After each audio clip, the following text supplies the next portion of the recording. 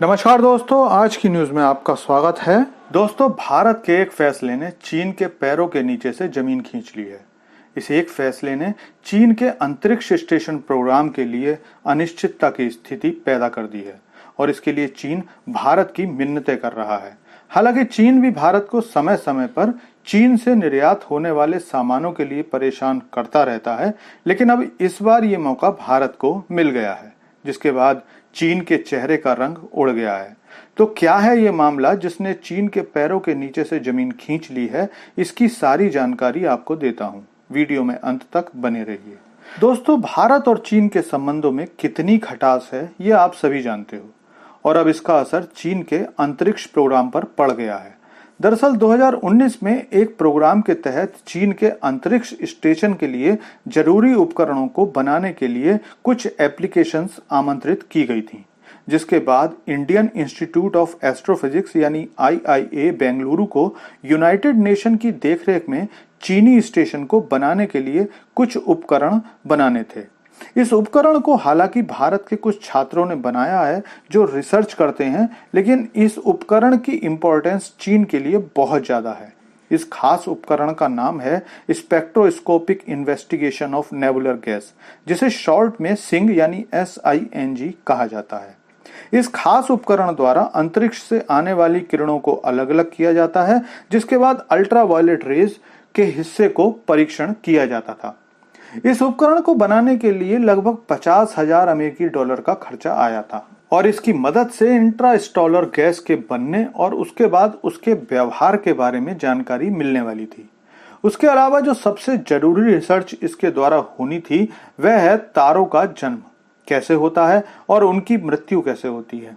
इसके अलावा इससे जुड़े हुए कुछ और भी पहलुओं पर इसकी जांच होनी थी।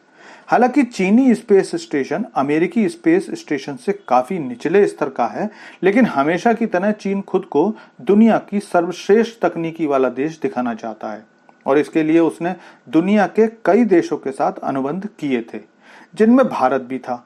इस तरह के समझौते आमतौर पर देशों के बीच होते रहते हैं और भारत का सहयोग भी दूसरे देशों को मिलता रहता है। अमेरिका, रूस भी कई अंतरिक्ष प्रोग्रामों में एक दूसरे की मदद करते रहते हैं और इतना ही नहीं, भारत और चीन की टीमें भी पहले भी एक साथ काम कर चुकी हैं। भारत और चीन इससे पहले सितारों और आकाश गंगाओं का पता लगाने और उनके विश्लेषण के प्रोग्राम से जुड़े हुए थे और मीटर स्केल रेजोल्यूशन पर रेडिएशन की स्टडी पर दोनों देशों ने एक साथ काम किया था, जिसके बाद विशाल मीटर वेव रेडियो टेलीस्कोप पर कई रिसर्च किए गए। लेकिन अब हालात बदल गए हैं। समय के हिसाब से चीन लगातार आक्रामक होता जा रहा है और भारतीय नेतृत्व पहले ही कह चुका है कि चीन से संबंध तब तक सामान्य नहीं हो सकते जब तक कि भारत चीन सीमा पर चीन तनाव कम नहीं करता और चीन ऐसी किसी भी पहल को करने के लिए तैयार नहीं है। सिंह कार्यक्रम पूरे होने के बाद जब इंस्टीट्यूट के प्रशासन द्वारा भारत सरकार से इसे चीन भेजने का अनुरोध किया गया तो भारत सरकार की ओर से इस बारे में कोई जवाब नहीं आया। इसके बाद चीन कई बार इस बारे में इंस्टीट्यूट को लिख चुका है, लेकिन भारत सरकार अपने फैसले पर अभी तक तो अडिग है।